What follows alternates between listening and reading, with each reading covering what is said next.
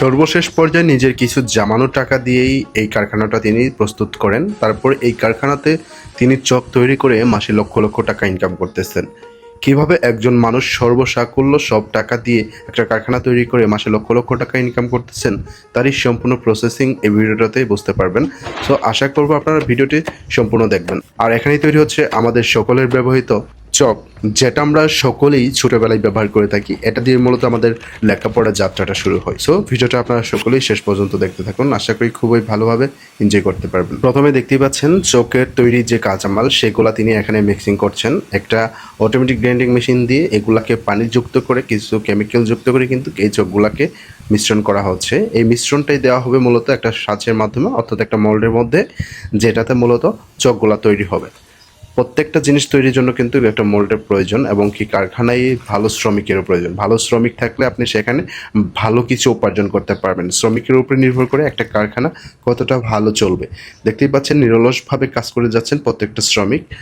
ইনি এই চকগুলা কিন্তু মিক্সিং করে এখানে যে মোল্ডটা রাখা আছে এখানে এখন তিনি এগুলা ঢেলে দেবেন। ঢেলে দেওয়ার পরে এখানে লং টাইম রেখে দিবেন। রেখে দেওয়ার ফলেই কিন্তু এখান থেকে আপনার সেই কাঙ্ক্ষিত চকগুলা তৈরি হয়ে যাবে, প্রস্তুত হয়ে যাবে। দেখতেই পাচ্ছেন কত সুন্দর করে একজন ঢেলে দিচ্ছে, আরেকজন এই প্রত্যেকটা মোল্ডের মধ্যে যাতে সমানভাবে চকগুলা মিশে যায় এবং কি প্রত্যেকটা ছিদ্রগুলো যাতে এই চকের কাঁচামালগুলা দিয়ে পূর্ণ হই সেগুলো ভালোভাবে খেয়াল করতেছেন। তার কারণ প্রত্যেকটাতে কিন্তু এক একটা চক তৈরি হয়ে যাবে। চকের যে মাপ, সেই মাপ অনুযায়ী কিন্তু প্রত্যেকটা ছিদ্র করা আছে। দেখতেই পাচ্ছেন একসঙ্গে প্রায় অধিক পরিমাণে চক তৈরি হয়ে যাচ্ছে।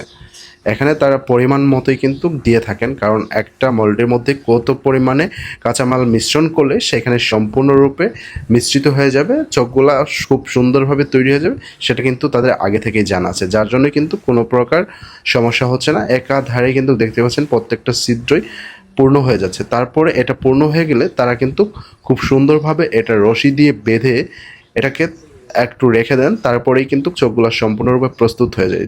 তারপরে কিছুক্ষণ রেখে দেওয়ার পরে তারা এই চোখগুলো কিন্তু দেখতে পাচ্ছেন চোখগুলো রেডি হয়ে গেলে, মানে একটা সময় পরে এটাকে আবার উল্টিয়ে চোখগুলো কিন্তু ঢেলে ফেলতেছেন। দেখতে পাচ্ছেন কত সুন্দর করে চোখগুলো প্রস্তুত হয়ে গেছে। তবে এখানেই শেষ না, এই চোখগুলো কিন্তু আবার রোদ্রে শুকানো হবে। রোদ্রে শুকানোর পরে কিন্তু এই চোখগুলোর অরিজিনাল যে হোয়াইট কালার সেই কালারটা ফিরে আসবে। তারপরে এখান থেকে কয়েকজনে মিলে এই চোখগুলো কিন্তু বক্সের মধ্যে ভরা হচ্ছে। আমরা যে বক্স বাজার থেকে কিনে থাকি সেই বক্স কিন্তু এখানে ফাইনাল পর্যায়ে ভরা হচ্ছে এবং এটা মার্কেটে চলে আসবে। সো আশা করি বুঝতে পেরেছেন একটা চক কিভাবে কারখানায় প্রস্তুত করা হয়। করার জন্য চক